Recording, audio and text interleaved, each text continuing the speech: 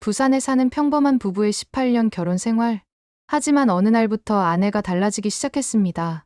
JM, 로고 앞치마, 호텔 영수증, 임신 테스트기, 달력의 날짜 계산, 두 줄로 시작된 희망이 어떻게 배신의 증거가 되었는지 지금부터 본 이야기가 시작됩니다. 끝까지 시청 부탁드리겠습니다. 부산의 새벽은 습기로 가득했다. 장맛비가 연일 쏟아지는 7월이었다. 김태주는 알람보다 먼저 눈을 떴다. 43년을 살아오며 몸에 밴 습관이었다. 거실로 나오자 이미 삼각대와 조명이 세팅되어 있었다. 오다영이 유튜브 촬영 준비를 마친 것이다. 태주는 조용히 식탁 한 구석에 자리를 잡았다. 아내의 촬영 공간을 침범하지 않으려 늘 구석자리를 고집했다. 다영은 새 앞치마를 메고 있었다. 베이지색 바탕에 JM 로고가 선명했다. 태주는 그것을 흘끗 보며 생각했다.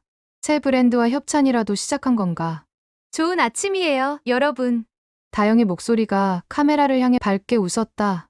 오늘은 비 오는 날에 어울리는 따뜻한 미역국을 만들어 볼게요. 태주는 자신의 아침을 차려 먹으며 다영의 촬영을 지켜봤다. 결혼 18년 차. 이런 풍경이 일상이 된 지도 3년이 넘었다. 처음엔 어색했지만 이제는 자연스러웠다. 다영이 구독자 18만을 기록하며 꽤 성공한 유튜버가 된 것도 뿌듯했다. 자, 미역을 불리는 동안 다른 재료를 준비할게요. 다영이 능숙하게 설명을 이어갔다. 태주는 그런 아내를 보며 묘한 거리감을 느꼈다. 언제부터인가 다영은 카메라 앞에서만 생생했다. 카메라가 꺼지면 또 다른 사람이 되었다. 촬영이 끝나자 다영이 앞치마를 벗으며 말했다. 오늘 저녁 늦을 거야. 대학 동기들이랑 모임이 있어서. 태주는 고개를 끄덕였다. 알겠어. 조심히 다녀와. 응. 그냥 업계 사람들이랑 네트워킹하는 자리야. 요즘 콜라보 제안도 많이 들어와서. 다영이 핸드폰을 만지작거리며 말했다. 태주는 다영의 핸드폰 잠금 화면을 우연히 봤다. 푸른 바다가 배경이었다. 통영 앞바다 같았다. 언제 바꾼 걸까? 예전엔 둘이 찍은 사진이었는데. 그럼 나도 출근할게. 태준이 일어서며 말했다. 공무원 생활 15년. 태준에게 규칙적인 일상은 위안이었다. 다영은 이미 설거지를 시작했다. 평소보다 부산스러워 보였다. 태준은 그것을 단순히 모임 때문이라고 생각했다. 의심할 이유는 없었다. 적어도 그때까지는. 현관에서 구두를 신으며 태준은 다영을 돌아봤다. 아내는 여전히 설거지에 집중하고 있었다. 결혼 초기에 그 다정함은 어디로 갔을까? 태주는 그런 생각을 했다가 고개를 저었다. 18년이면 충분히 익숙해질 시간이다. 비가 내리는 부산거리로 나서며 태주는 우산을 폈다. 오늘도 평범한 하루가 시작될 것 같았다. 아직은 모든 것이 평범해 보였다. 퇴근길 지하철에서 태준의 핸드폰이 울렸다. 카카오톡 메시지였다. 발신자는 박수빈. 3년 전 지역 봉사활동에서 만난 사람이었다. 가끔 안부를 묻는 사이였다. 요즘 어떻게 지내세요? 오늘 비가 많이 오네요. 괜찮으신지 궁금해서요. 태주는 잠시 핸드폰을 바라봤다. 수빈은 늘 이런 식으로 먼저 연락했다. 날씨를 핑계로, 때로는 뉴스를 핑계로. 태준도 그 마음을 모르는 것은 아니었다. 수빈이 자신에게 호감을 가지고 있다는 것을. 잘 지내고 있어요. 수빈 씨도 비 조심하세요. 태주는 간단하게 답장을 보냈다. 더 이상 대화를 이어가지 않았다. 결혼한 사람으로서 지켜야 할 선이 있었다. 비록 다영과의 관계가 예전 같지 않다 해도 수빈이 곧바로 답장을 보냈다. 혹시 시간 되시면 커피라도. 요즘 힘든 일이 있어서 조언을 구하고 싶어요. 태주는 답장을 보내지 않았다. 대신 핸드폰을 가방에 넣었다. 이런 식으로 시작되는 관계를 너무 잘 알고 있었다. 처음엔 조언이고 위로였다가 어느새 감정이 개입된다. 태주는 그런 함정에 빠지고 싶지 않았다. 집에 도착한 것은 저녁 8시였다. 다영은 아직 돌아오지 않았다. 태주는 혼자 간단히 저녁을 해결했다. 김치찌개와 계란 프라이. 다영이 없으면 늘 이런 식이었다. TV를 보다가 태주는 잠이 들었다. 소파에서 목을 비틀어 자다 보니 목이 아팠다. 눈을 떠보니 밤 11시 30분이었다. 다영은 아직 없었다. 12시가 넘어서야 현관문이 열렸다. 다영의 발걸음이 평소보다 조심스러웠다. 술을 마신 것 같았다. 왔어. 태준이 일어나며 물었다. 응, 깨웠나? 미안해. 다영이 가방을 내려놓으며 말했다. 볼이 약간 붉어져 있었다. 향수 냄새도 났다. 평소에 안 쓰던 향수였다. 다영이 가방에서 장지갑을 꺼내는데 종이 한 장이 바닥에 떨어졌다. 영수증이었다. 태주는 그것을 주워줬다. 호텔 로고가 보였지만 자세히 보지는 않았다. 다영이 서둘러 받아서 지갑에 넣었다. 동기들이랑 어디서 만났어? 아, 그냥 서면 쪽 카페에서. 요즘 유튜브 업계 얘기 많이 했어. 스폰서 제안도 좀 받고. 다영이 화장을 지우며 대답했다. 태주는 더 이상 묻지 않았다. 그럴 필요를 느끼지 못했다. 다영과 태주는 각자의 공간으로 돌아갔다. 결혼 후반기의 부부들이 그렇듯 서로를 간섭하지 않았다. 하지만 그날 밤 태주는 쉽게 잠들지 못했다. 다영의 향수 냄새가 계속 기억났다. 그리고 바닥에 떨어진 영수증. 호텔이라고 적혀 있었던 것 같은데 모임을 호텔에서 했나? 별로 중요하지 않은 것 같아서 더 생각하지 않으려 했지만 계속 신경 쓰였다. 새벽 2시가 넘어서야 태주는 잠들었다. 옆에서 다영이 고른 숨소리가 들렸다. 평온해 보였다. 너무 평온해서 오히려 이상했다. 다음 날 아침 태준이 눈을 뜨자 커피 향이 났다. 거실로 나가보니 다영이 정성스럽게 아침상을 차리고 있었다. 평소의 간단한 식사와는 달랐다. 계란 반찬에 김치전, 심지어 과일까지 있었다. 일찍 일어났네?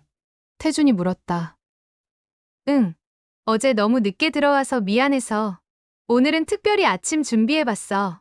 다영이 웃으며 말했다. 얼굴에 화장도 했다. 평소 아침엔 맨 얼굴이었는데 다영은 원피스를 입고 있었다. 집에서 보기 드문 모습이었다. 머리도 곱게 빗어 넘겼다. 마치 데이트라도 나가는 것처럼. 왜 이렇게 차려입었어? 태준이 궁금해하며 물었다. 아, 오늘 촬영 스케줄이 좀 있어서.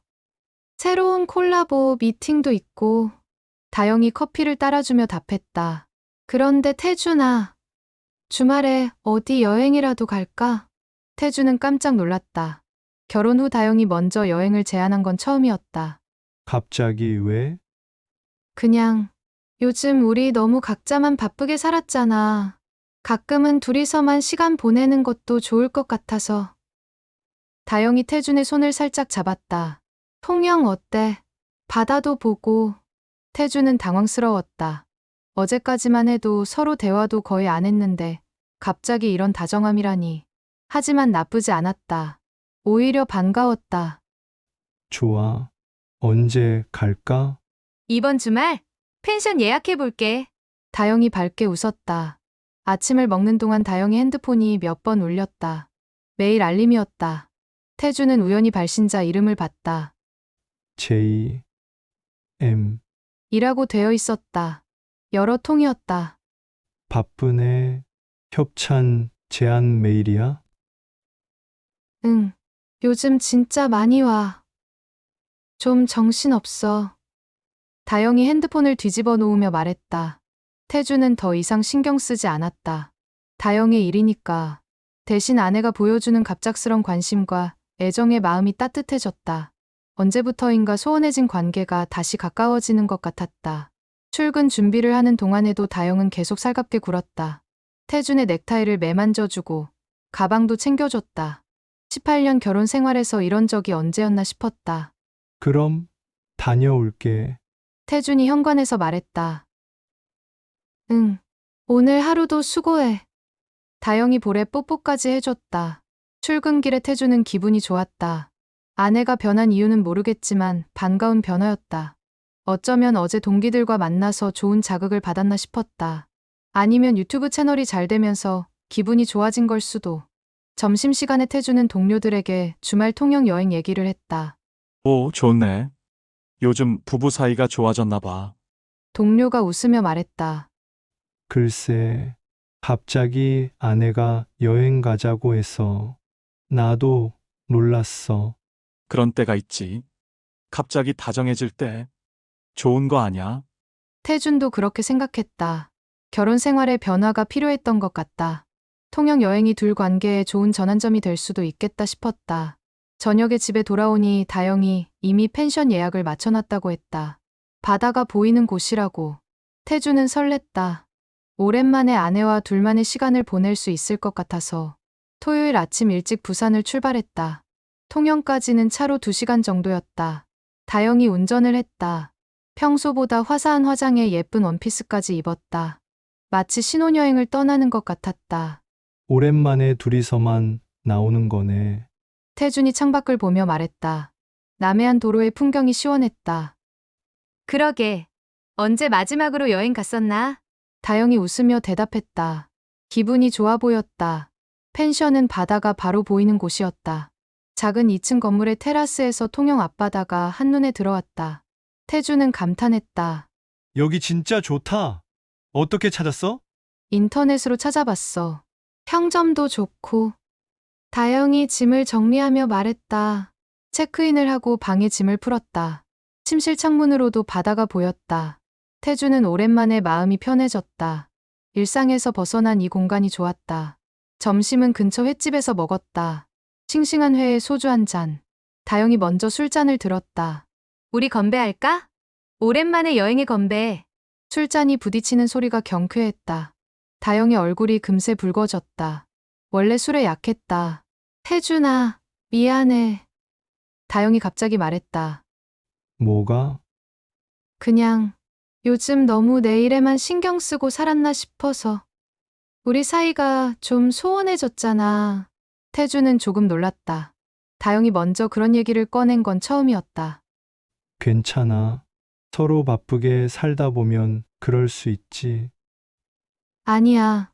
결혼했으면 서로한테 더 신경 써야 하는 건데.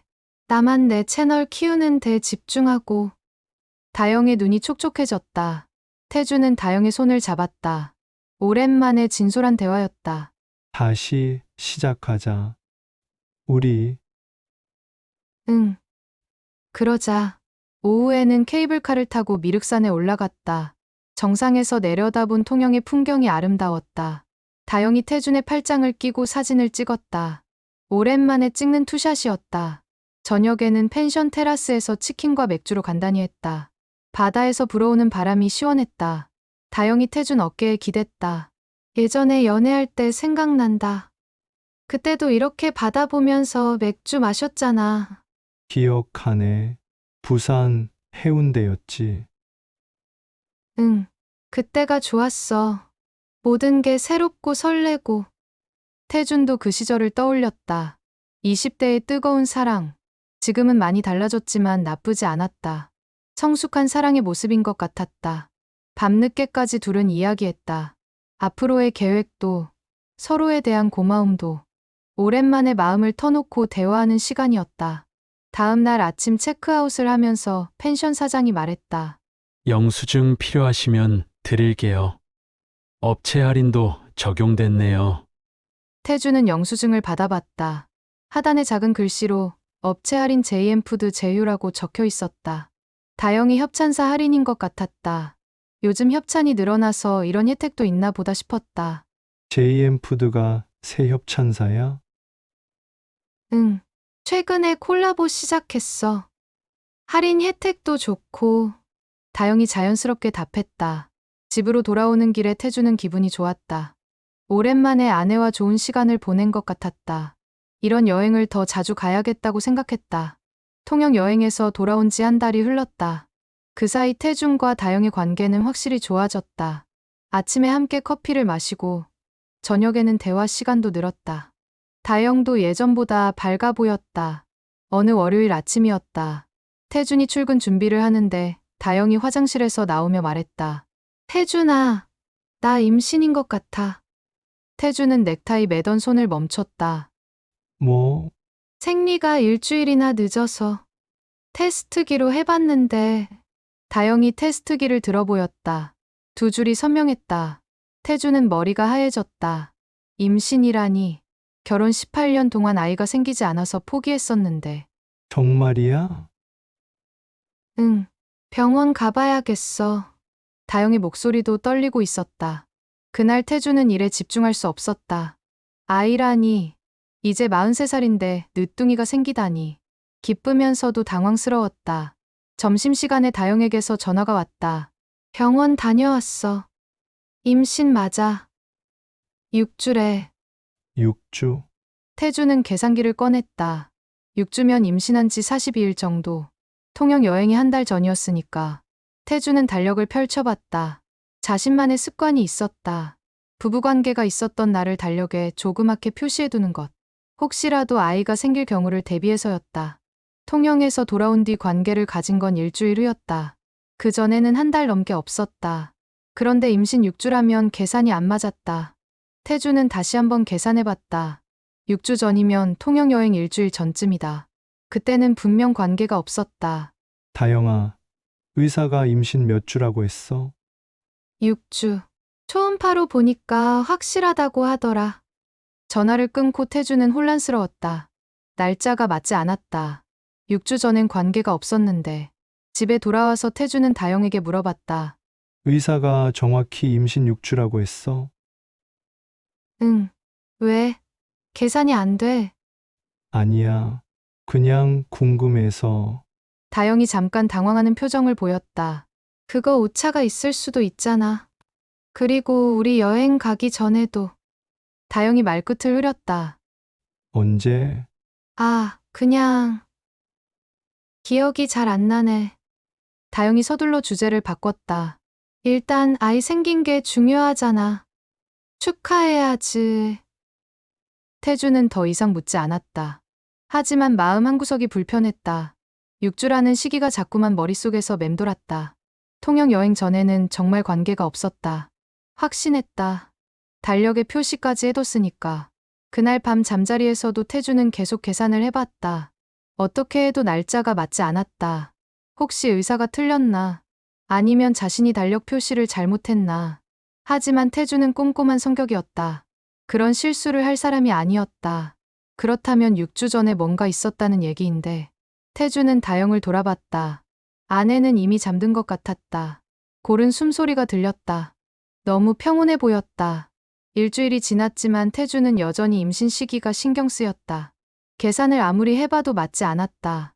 의사가 잘못 본 걸까? 아니면 정말 자신이 놓친 게 있을까? 결국 태주는 확인해 보기로 했다. 다영이 마트에 간 사이 집안을 살펴봤다. 뭔가 단서가 있을지도 모른다는 생각에서였다. 먼저 다영이 지갑을 열어봤다. 신용카드와 현금, 그리고 영수증 몇 장. 그 중에 호텔 영수증이 있었다. JH 타워 호텔이라고 적혀 있었다. 날짜를 보니 한 달 전이었다. 통영 여행 일주일 전 날짜였다. 태준의 심장이 뛰기 시작했다. 한 달 전에 호텔에? 언제? 다영이 그날 뭘 했는지 기억해봤다. 동기 모임이라고 했던 것 같은데. 다음은 다영의 노트북이었다. 메일함을 열어봤다. 최근 메일들을 보니 JM. 일하는 발신자가 많았다. 처음엔 업무 관련 콜라보 제안 같았다. JM 푸드와의 콜라보건에 대해서 논의하고 싶습니다. 제안서 검토해보니 좋네요. 만나서 이야기해볼까요? 하지만 뒤로 갈수록 톤이 달라졌다. 오늘 만나서 반가웠어. 오랜만에 대학 시절 얘기하니까 좋더라. 다영아, 너 정말 예뻐졌다. 결혼 생활 잘하고 있는 것 같아서 다행이야. 우리 다시 만날 수 있어서 정말 기뻐. 캐나다에서 돌아온 보람이 있네. 태주는 몸이 차가워지는 걸 느꼈다. 이건 단순한 업무 메일이 아니었다. 그리고 J. M. 이 누구인지도 점점 윤곽이 잡혔다. 캐나다에서 돌아온 사람. 다영의 대학 시절을 아는 사람. 다영이 메모 앱도 확인해봤다. 여러 일정들 사이에 5시, 늦지 말기 M이라는 메모가 있었다. M. J. M. 에서 뒤에 이니셜인 것 같았다. 태주는 장미라에게 전화를 걸었다. 다영의 대학 동기였다. 미라야. 나 태준이야. 오빠, 왜 이리에요? 다영이 언니는 안녕해요? 응. 그런데 혹시 다영이 대학 때 만났던 남자들 중에 이름이 M으로 시작하는 사람 있었나? M으로 시작하는, 왜요? 그냥 궁금해서. 다영이가 얘기하는데 기억이 안 나더라. 아, 민혁이요? 정민혁, 다영이 첫사랑이었는데 왜 갑자기 그 사람 얘기를? 태준의 머릿속이 하얘졌다. 정민혁, J, M, 다영의 첫사랑. 그 사람 지금 뭐해? 글쎄요, 저 오래전에 캐나다로 이민 갔다고 들었는데, 그런데 최근에 한국 돌아왔다는 얘기를 들었어요. 식자재 관련 일 한다고? 식자재, JM 푸드. 모든 퍼즐이 맞춰지기 시작했다. 전화를 끊고 태준은 주저앉았다. 다영이 만난 건 동기들이 아니라 첫사랑이었다. 그리고 호텔에서 만났다. 임신 시기와도 일치했다. 태준은 박소정 변호사에게 전화했다. 예전에 도로 보상 민원 때문에 알게 된 사이였다. 소정 씨, 나 김태준이에요. 태준 오빠. 오랜만이에요. 무슨 일이세요? 혹시 임신 중에도 친자 확인이 가능한가요? 산전 친자 확인요? 가능하긴 한데 위험성이 있어요. 양수 검사나 육모막 검사를 해야 하는데 유산 위험이 있어서 권하지 않아요. 왜요? 설마 출산 후에는 어떤가요? 출산 후 DNA 검사는 안전하고 정확해요.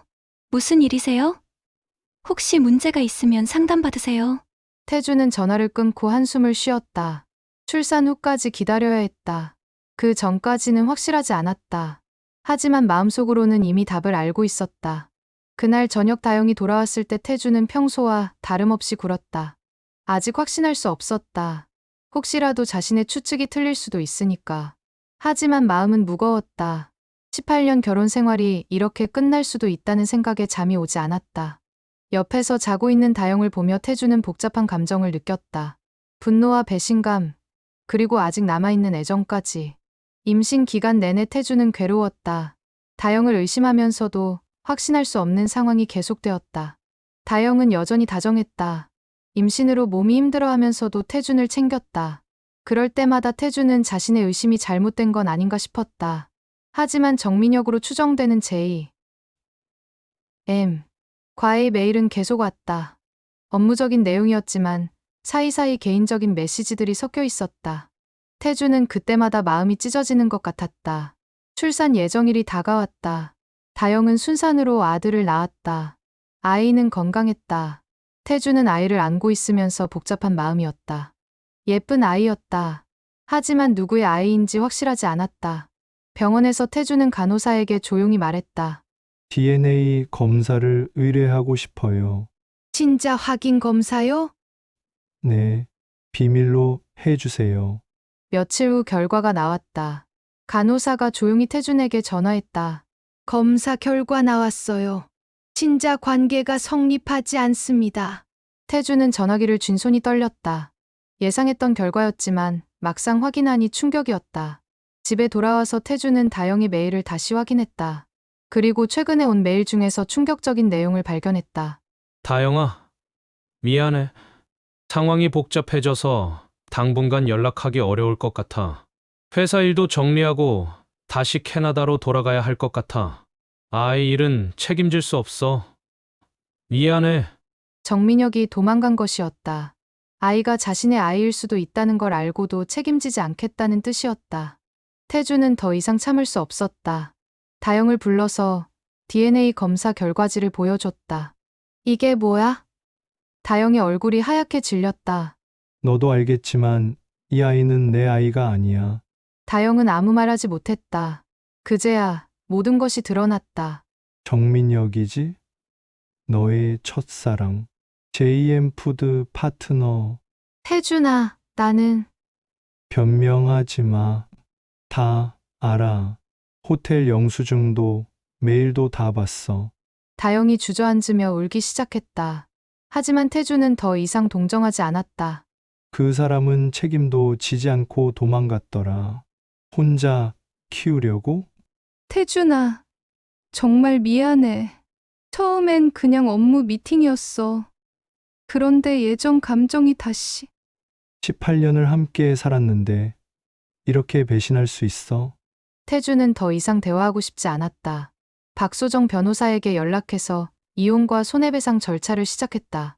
참관자인 정민혁에게도 손해배상을 청구하기로 했다. 다영은 계속 용서를 빌었지만 태준의 마음은 이미 식어 있었다. 배신의 상처는 너무 깊었다. 1년 후 모든 법적 절차가 끝났다. 다영의 귀책 사유로 인한 이혼이 확정되었고 다영과 정민혁에게서 손해배상금도 받았다. 다영은 아이와 함께 작은 원룸으로 이사했고 정민혁은 끝까지 한국에 나타나지 않았다. 캐나다에서 연락도 두절된 상태였다. 태주는 원룸형 오피스텔로 이사했다. 작지만 깔끔한 공간이었다. 18년 만에 다시 시작하는 독신 생활이었다. 처음엔 낯설었지만 점차 적응했다. 오히려 마음이 편해졌다. 어느 토요일 오후 카페에서 책을 읽고 있는데 익숙한 목소리가 들렸다. 죄송해요. 아기가 울어서. 돌아보니 다영이었다. 유모차를 밀고 있었다. 아이는 이제 돌이 지났다. 다영은 많이 야윈 모습이었다. 혼자 아이를 키우는 게 쉽지 않아 보였다. 다영이 태준을 봤다. 잠깐 눈이 마주쳤다. 다영의 표정에 미안함과 안타까움이 섞여 있었다. 태준은 고개를 끄덕였다. 인사 정도는 할 수 있었다. 태준아. 다영이 조심스럽게 말을 걸었다. 어떻게 지내? 그냥 힘들지만 버티고 있어. 너는? 나도 잘 지내고 있어. 아이가 태준을 보며 웃었다. 예쁜 아이였다. 하지만 태준은 아무 감정을 느끼지 않았다. 더 이상 자신과는 상관없는 아이였다. 그 사람은 연락 와? 아니, 완전히 사라졌어. 처음부터 책임질 마음이 없었던 것 같아. 다영의 목소리가 쓸쓸했다. 태준은 다영을 안타깝게 여기지 않았다. 자신이 선택한 결과였다. 아이한테는 죄가 없지만 나는 그 아이의 아버지가 아니야. 그리고 너와도 더 이상 상관없어. 알아. 너무 큰 상처를 줘서 미안해. 태준은 자리에서 일어났다. 더 이상 할 말이 없었다. 잘 살아. 아이도 잘 키우고. 카페를 나서면서 태준은 홀가분함을 느꼈다. 1년 전만 해도 다영을 보면 분노했을 텐데 이제는 그런 감정도 사라졌다. 그저 남남이 된 기분이었다. 집으로 돌아가는 길에 태준은 바다를 보러 들렸다. 부산 해운대였다. 예전에 다영과 연애할 때 자주 왔던 곳이었다. 하지만 이제는 그런 기억들도 아프지 않았다. 파도 소리를 들으며 태준은 생각했다. 가장 아픈 배신이 가장 큰 해방을 불러온 것 같았다. 18년의 결혼 생활은 끝났지만 이제 다시 시작할 수 있었다. 43살, 늦지 않았다. 핸드폰에 박수빈에게서 메시지가 왔다.